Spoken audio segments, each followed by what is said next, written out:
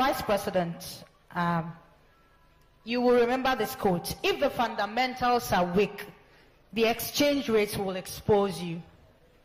And as at the time you were making this statement, a dollar to CD was 3 cedis and above, or about 3 cedis, 4 cedis, right? Thank you. 2024, a dollar to a cedi is 15 Ghana cedis, about 15 Ghana cedis. Okay, over 15 Ghana cedis, thank you. How do I explain this to my mother, a cocoa seller, that in 2014, the fundamentals were weak? In 2024, where a dollar is now 15 cedis, the fundamentals are not weak, but the prices of goods and services are high today. Thank you. Other question, which is a nice one, Vanessa was asking, if the fundamentals are weak, the exchange rate will expose you, which is a truism. It was true then, and it's still true today.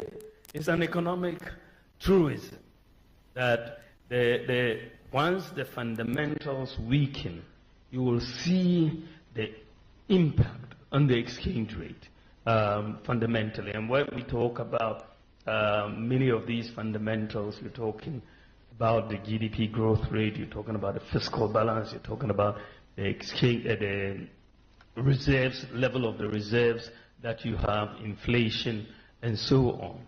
When we came into office, during the first term before we hit COVID, between 2017 and 2019, you saw the fundamentals pretty much strengthening by all accounts. And the exchange rate depreciated in those 3 years by less than 5%. That was the lowest depreciation in the currency for 28 years. 28 years. That was the lowest depreciation of the currency. I think we went up, even after COVID, we didn't get that high a depreciation. But the biggest shock for the economy came in 2022. All hell was breaking loose in 2022. Inflation, 54% as at November 2022. Exchange rate had depreciated at 54%. And of course, you could look at the fundamentals were in trouble at that time. You saw the fiscal deficit going up, you saw inflation going up, growth declining.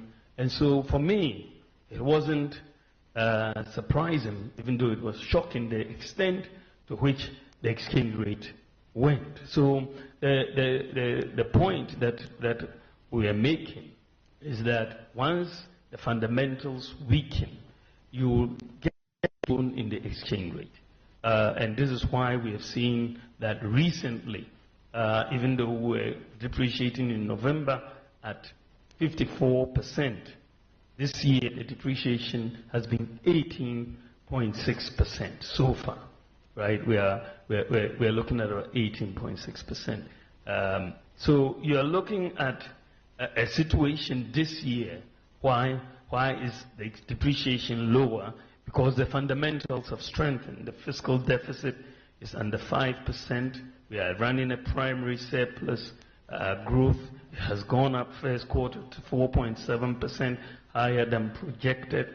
The reserves are increasing, and the Gold for Oil program is helping. So as the fundamentals and inflation